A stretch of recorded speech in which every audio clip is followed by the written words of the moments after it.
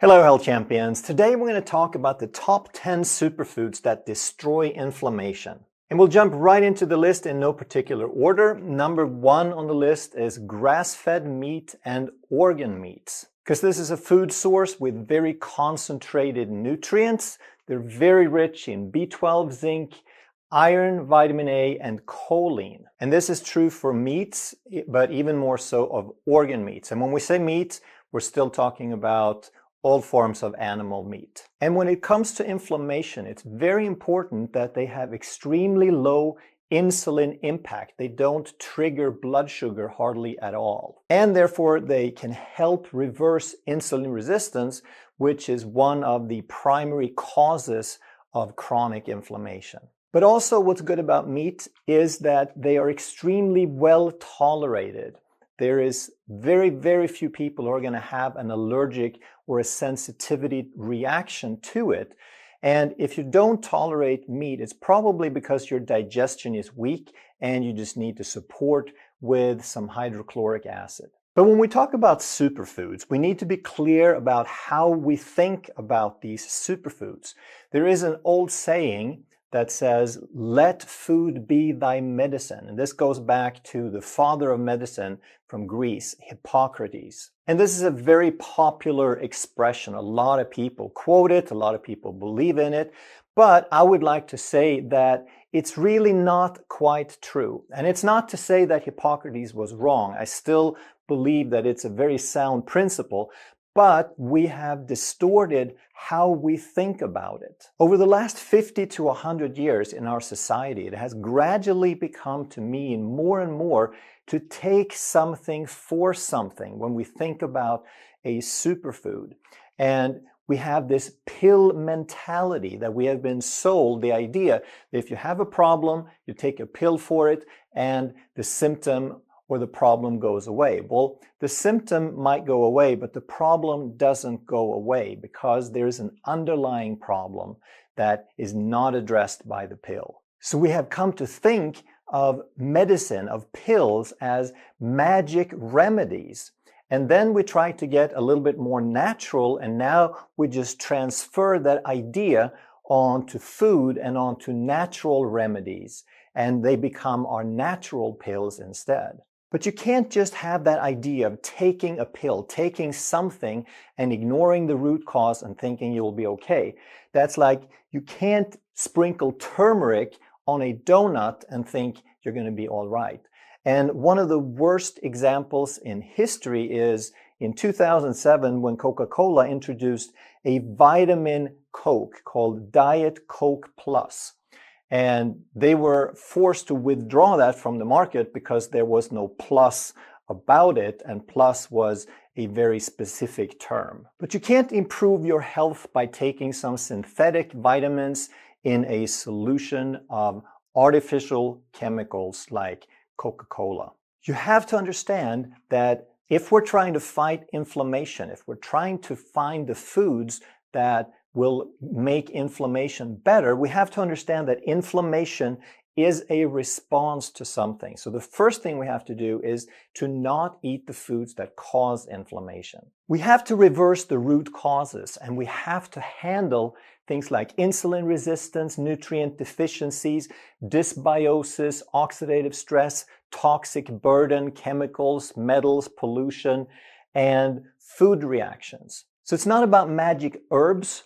It is about eating a mix, a combination, a variety of real food, and this can be animal foods, it can be plant foods. I would recommend a combination. And then we understand that there are some herbs and spices that can also be beneficial, that can enhance our health a little bit. Number 2 on the list is wild-caught fish. And fish is a meat, so it is pretty much the same as in number 1. It has very concentrated nutrients. It is very low in glycemic and insulin response. But what's unique about fish that meat hardly has any is that it's very high in EPA and DHA. Those are the long-chain fatty acids that we need to build cell membranes and that most people are deficient in. They are anti-inflammatory, and they reduce some inflammatory messengers, some cytokines called TNF-alpha and interleukin-6. And it doesn't matter what they're called, you just need to know that if you have enough of essential fatty acids, you're going to control your inflammation much better. And if you eat enough of them, you're going to improve your omega-3 to omega-6 ratio. And a lot of people have a widely distorted, they have a ratio maybe 20 to 1 or 25 to 1 of omega-6 to omega-3, and we need to be 1 to 1 or 1 to 4. But if you eat more omega-3s to improve the ratio, you also can't keep eating all those seed oils. And seed oils are the foundation of fat consumption in most of the modern world. And just to be perfectly clear, goldfish crackers do not count as seafood, even when they're called Chilean sea bass flavor.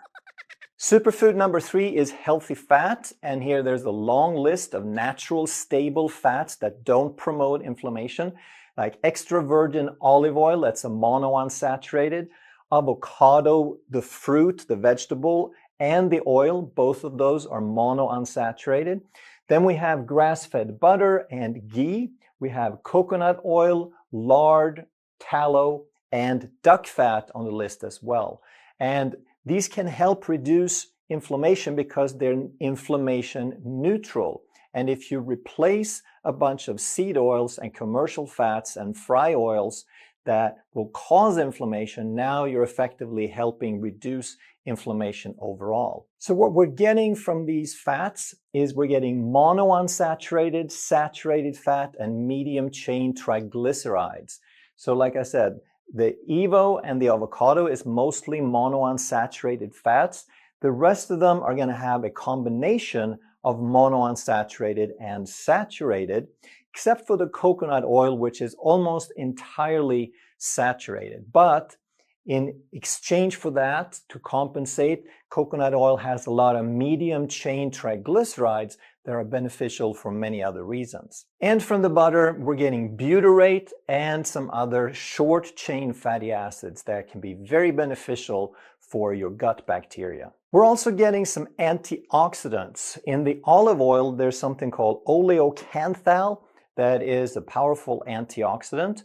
And there's another antioxidant called CLA, or conjugated linoleic acid, that we get from the grass-fed beef, from the fat in the grass-fed beef, and therefore also in the butter and the ghee. And you may have heard of that because technically it is a trans fat, and we've heard so many bad things about trans fat that people often lump them together and they say, oh, I knew it, there's trans fats in meat, that's got to be really bad. Well, it's a completely different type of trans fat. It is nature's trans fat, which is an antioxidant that we have the enzymes to process, whereas the man-made, machine-made, chemical, adulterated version of fat called trans fat in margarine, that's very, very destructive. It's a pro-oxidant, whereas this would be an antioxidant. And what about PUFAs, polyunsaturated fatty acids? Well, you're not getting very much at all. You're getting a tiny little bit in the grass-fed butter and the grass-fed beef, but you're going to get your main source of polyunsaturated fatty acids from fish, and a little bit from things like chia seed and flaxseed, which is still beneficial, but we don't convert it all that well. The place you're not wanting to get polyunsaturated fatty acid is again from seed oils and vegetable oils that they promote as healthy because they have this, but you're not really getting much from that. The healthy version you want to get is from fish. Number 4 on the list is vegetables, and you want those to be primarily non-starchy so you don't trigger insulin responses and promote insulin resistance. And there are two kinds in particular. There's cruciferous, that are things like broccoli, cauliflower, cabbage, and Brussels sprouts. And these have powerful antioxidants, powerful detox, and anti-cancer abilities. And another group is the allium family, besides cruciferous. And allium are things like garlic, onion, leek, shallots, chives, and scallions. And what these vegetables are very high in are called organosulfur compounds. And the most potent one is called allicin, which we find a lot of in garlic. It is highly anti-inflammatory and antimicrobial. But all of these organosulfur compounds really help the liver in its job of detox. And these organosulfur compounds are also what the liver is using as a raw material when it makes glutathione, which is our most important intracellular antioxidant. And they can also support gut health in many different ways. They can support bile production, they can act as a prebiotic and feed our gut bacteria, and they can also detoxify. They can kill off some of the bacteria that produce LPS, which is lipopolysaccharides, which is one of those inflammatory compounds that the pathogenic bacteria produce, and which is why they're actually pathogenic. Superfood number 5 are berries, and there's many different types of berries, but the 4 that we talk about the most because they're available everywhere are raspberries, blackberries, strawberries, and blueberries. And what berries do that other fruits don't is that they are very low glycemic, they're very high in fiber, and they're very high in polyphenols. And these polyphenols, they're not really nutrients to you, but they're very important chemicals in that they support the gut microbiome, and therefore they also support the brain, they support blood vessels, and the microbiome balance. Number 6 is pasture-raised eggs, and they're one of the most complete foods that we have. I made several separate videos on that because they're so incredible. They are rich in choline, and they support liver function and inflammation control. They're very rich in selenium, which is an antioxidant, and they're very rich in vitamin D, which is critical for hundreds of functions in the body. They contain lutein, which is a systemic antioxidant, which is particularly important for your immune system, your brain, and your eye health. Superfood number 7 is bone broth and other cuts that are rich in collagen, like beef shank, chuck roast, oxtail, short ribs, and pork shoulder. So these are foods that we don't typically throw on the barbecue because they take a long time to cook because they're rich in collagen, they're very tough. So we need to cook them for a long time, but then they become very delicious. We slow cook them for several hours. And these foods are very rich in collagen, of course, but also in the amino acids glycine, proline, and glutamine, which are super important for gut lining repair and for immune modulation. Number 8 is fermented foods, and some examples here are kefir, yogurt, kimchi, and sauerkraut. And these now contain the probiotics, the seeds, the bacteria, the beneficial bacteria themselves. A lot of the foods we've talked about so far have prebiotics, which are supposed to feed the bacteria, but here we're adding some of the actual bacteria. And one of the main benefits of probiotics is to support the gut balance. And why are we talking so much about gut balance? Why is this showing up on almost every slide? Because when we talk about superfoods, you have to tolerate them. And the number one reason if you can tolerate them or not depends on the health and variety and the strength of your gut bacteria and your intestinal lining. So most of the inflammation that we have, in fact, come from our inability to process foods and the inflammatory reaction that recur as a result of our poor digestion. So when we can improve gut balance, that is probably the most powerful way to reduce inflammation overall. And now we get to a couple of items that are not really food, but that are very powerful to add on to an anti-inflammatory regime. And number 9 here is green tea, which contains something called EGCG, which stands for epigallocatechin gallate. Don't worry about it. All you need to know is that EGCG is a very powerful nutrient and that has a number of documented benefits. It is an antioxidant, it is anti-inflammatory, so it helps reduce inflammation, but also helps reduce blood sugar. It helps support brain health. It stimulates fat burning. It supports liver detox, and it is antimicrobial and gut protective. But all green teas are not created equal. So if you're looking for this EGCG benefit, now you need to know what's in there. So there are two things you're going to get with green tea.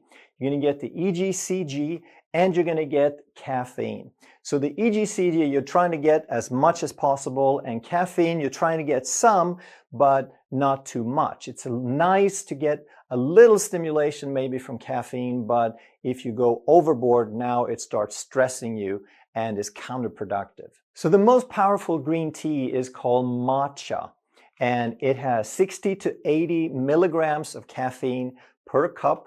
It has 105 to 150 milligrams of EGCG, which is by far the most of any green tea. So the reason it's so nutrient dense is several things. First, they grow it in the shade for about 3 weeks before they pick it. And then they only pick some of the leaves, like the very freshest, to get the most nutrients out of it.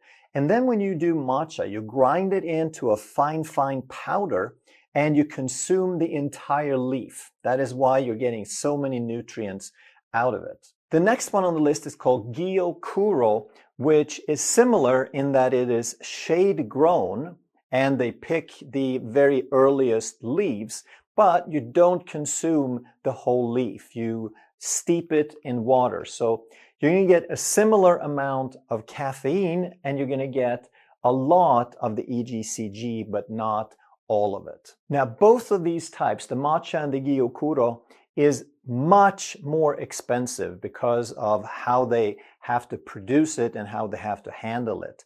But most of the high quality green tea that you're probably getting is called sencha. That's the most common green tea in Japan.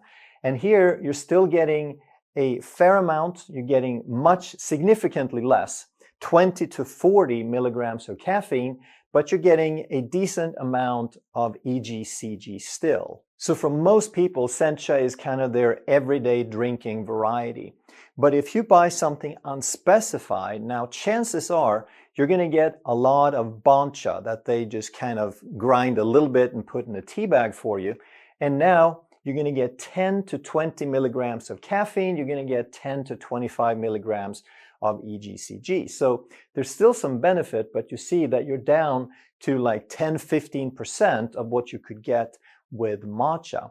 And bancha is cheaper because it's when kind of toward the end of the season when they pick the rest of the leaves. But here's something that you have to be very aware of and that they don't tell you, because the same companies on Amazon, you can find a lot of these good teas now, but a lot of the same companies that sell you these will also sell you decaf green tea, and they're saying that they have tremendous antioxidant benefits, which is not true, because when they decaffeinate it and you bring down the caffeine to 2 to 5 milligrams, you're also bringing down the EGCG to that same range. So you're not really getting any antioxidant benefit unless you just really like to drink that green tea. But I think most people probably drink the green tea because they have heard of some of these benefits. And then you want to go for the top two for if you really want that boost, or you want to go with sencha for your everyday drinking. And one important point with green tea, if you're trying to get these benefits, is to brew it at a little bit lower temperature than other teas. So at 160 to 175 degrees Fahrenheit or 70 to 80 degrees Celsius, because these EGCGs and some of the other beneficial compounds in there can actually get destroyed if the temperature is too high. And number 10 is turmeric. This is a very powerful compound with a very, very long history of health benefits. But we need to understand that there's really two different ways that it can work, and we're going to cover these in detail. So the active compound, the active ingredient in turmeric is called curcumin, but this is very, very poorly absorbed. It is fat soluble, and therefore it doesn't mix well with the water soluble tissues and the fluids in the body. So in fact, when you eat turmeric, less than 1% of it is actually absorbed. And if you have an extracted, concentrated version, you might get between 1 and 2%. So let's take a look just to be clear about what is going on here. So first we have the gut, and this is where we eat the stuff. The turmeric comes in here, and then it's supposed to be getting into the bloodstream. And here is where we're talking about the absorption, which is, let's call it 1%. So basically it never gets past the gut. Now what they have done is they add black pepper to it, and now they can increase this absorption considerably. But you have to understand that the reason you increase the absorption is that you make the membrane, the gut membrane, more permeable. And that's not necessarily a good thing, because too much of that is called a leaky gut. So we want to be rather particular about that gut permeability and about what gets through and what doesn't. And then ultimately, we can also try to get this curcumin into the cell. So let's talk about how this works now. If we get it from the gut into the bloodstream, the little bit that gets through there is going to be quickly broken down by the liver. So what the liver does, it conjugates chemicals, it conjugates things that are fat soluble to make them water soluble. Most toxins, not that turmeric is a toxin, but most toxins are fat soluble, and what the liver does, it conjugates them to make them water soluble so we can dispose of them. But in doing that, it also deactivates. When the liver conjugates it, it puts a little molecule on it or a group on it. Now that curcumin becomes inactive, and then it's also water soluble, and now we can eliminate it, or it gets eliminated. So with all this taking place, with the poor absorption from gut to the blood and then the liver getting rid of it very quickly, the amount that gets into the cell is almost zero. But that seems almost like a lost cause, right? If we hardly get any of it into the cell where it could act as an antioxidant and anti-inflammatory, why does it have such a good reputation? Well, the reason is that the traditional benefits have to do with what it does for the gut. Because remember, almost all of it is going to stay in the gut. So if it has benefits, the benefits have to be there. So turmeric can improve bacterial balance. It can increase the production of short-chain fatty acids, which are fuel for some of the bacteria there, and it also helps with many different things in the gut. It can reduce inflammation and leaky gut. But then some of the gut bacteria that live down there can actually convert the turmeric or the curcumin into more active forms of it called tetrahydro or dihydrocurcumin. And these are actually more potent antioxidants and anti-inflammatory agents than the turmeric itself before it encountered the bacteria. So turmeric and curcumin has been shown to dramatically reduce the amount of inflammatory cytokines, especially in people with IBD or inflammatory bowel disease, the people who have really severe problems with inflammation. Now, taking turmeric, it can counteract some of that in the gut. And it can also reduce the leaky gut, the gut permeability, and it can reduce that amount of LPS, the lipopolysaccharide leakage that we talked about before. And it can also act as a prebiotic, as food for some of the beneficial bacteria down there. So even though we're just talking about the benefits in the gut, it is still pretty potent, it's still pretty powerful, and that's why it has such a long history in Oriental medicine and in Ayurvedic medicine. But let's talk about what could happen if we actually got a significant portion of it into the cell, because it is an antioxidant, it is anti-inflammatory. We just traditionally haven't been able to get it in there. So if we want to do that, How would we do it? Well, first we have to bind it to something. We have to conjugate it, just like the liver does, but we don't want to deactivate it. We just want to make it water soluble. And if we can do that right, now it becomes inert, meaning it doesn't react with other things.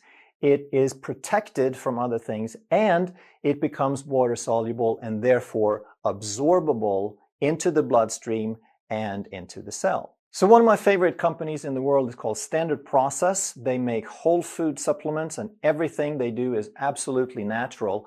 So the way that they do it is they combine the curcumin with a soluble fiber from fenugreek. And it's not just that they kind of mix it in and stir it up. It's a very sophisticated process so that they render it inert, protected, and absorbable. So it's proprietary and patented, and what they call it is they encapsulate the curcumin in a hydrogel. So now it gets all of those properties. And in doing that, they increase the bioavailability by 25 to 45 times. So in terms of how many pills you want to take 1 pill or 45 pills. So it's not 25%, it's 2,500 to 4,500% improved bioavailability. So that is how you could get the curcumin across the cell membranes and into the cells. That's the how. But now the question is, why would you be interested? Why do we want to go through the hassle? What's the benefit? And there are many recent studies, and when recent I mean in the last 5 to 10 years, where they have found tremendous benefits. Once the curcumin is properly packaged, like we talked about, it can actually cross the blood-brain barrier. So now we can reduce systemic inflammation and neuroinflammation dramatically. And in these studies, they have found dramatic changes, improvements in mood, in memory function, and in cognitive ability. Because a lot of the issues that we have with the brain, such as mood and memory and cognitive function, have to do with chronic low-grade neuroinflammation. So if we can get something natural and anti-inflammatory into the brain, we can actually start addressing those issues. And it can also, on a blood test, it's been shown to reduce C-reactive protein as well as many other inflammatory markers. And it's shown to reduce the amount of oxidized LDL. That's the LDL that's been damaged that actually become part of the plaques, the truly harmful LDL. And it also improves endothelial function, the elasticity and the health of the inside of the blood vessel. And it's also been shown to reduce some of the fatty liver markers. But it can only do all of these things, of course, if it actually gets into the cell. So I'm going to talk about a couple of products that I feel very strongly about the quality, because they can actually make a difference.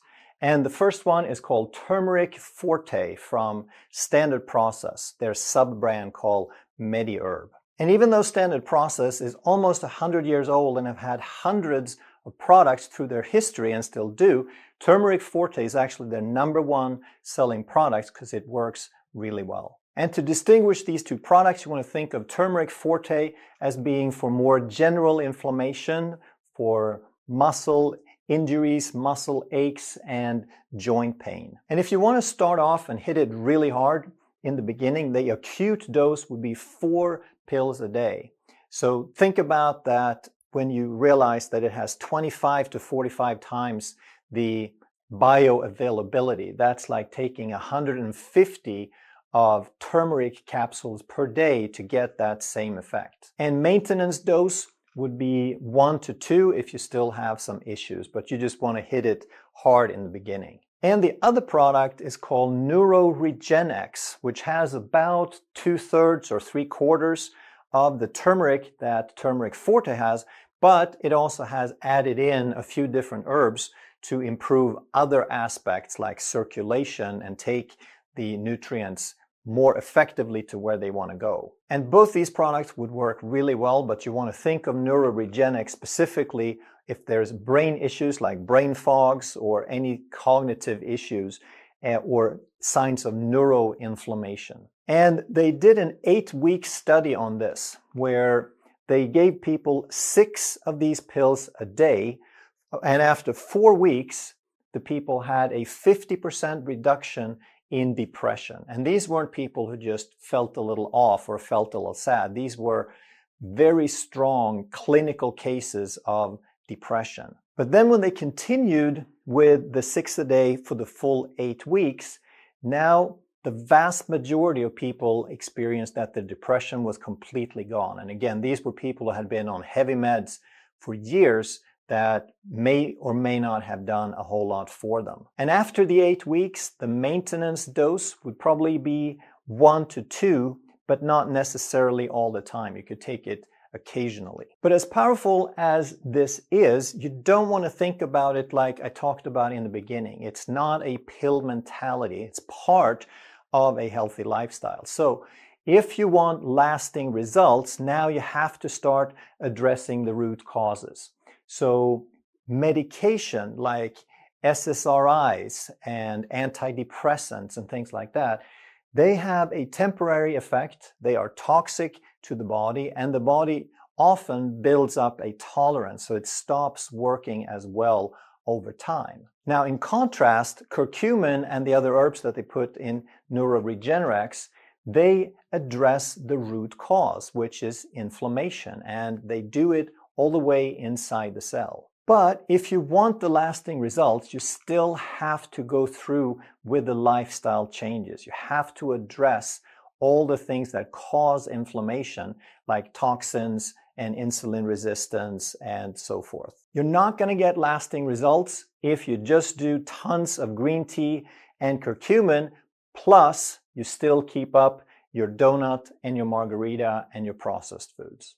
If you enjoyed this video, you're going to love that one. And if you truly want to master health by understanding how the body really works, make sure you subscribe, hit that bell, and turn on all the notifications so you never miss a life-saving video.